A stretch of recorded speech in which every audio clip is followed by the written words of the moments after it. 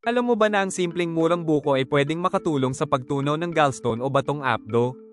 Oo, natural na paraan ito na mura at madaling gawin. Ang gallstone ay nabubuo kapag sobra ang cholesterol o bile sa gallbladder.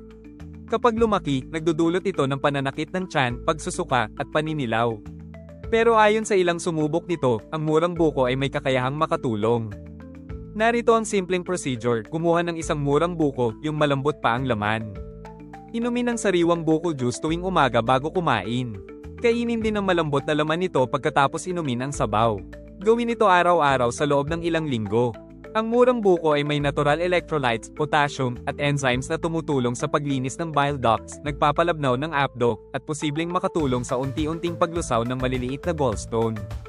Bukod pa rito, nakakatulong din ito para ma-flush out ang toxin sa atay at apdo, kaya mas gumagaan ang pakiramdam ng tiyan at mas nagiging maayos ang digestion. Pero tandaan, ang buko remedy ay pang-natural support lamang. Kung malalaki na ang bato o may matinding sintomas, kumonsulta pa rin sa doktor.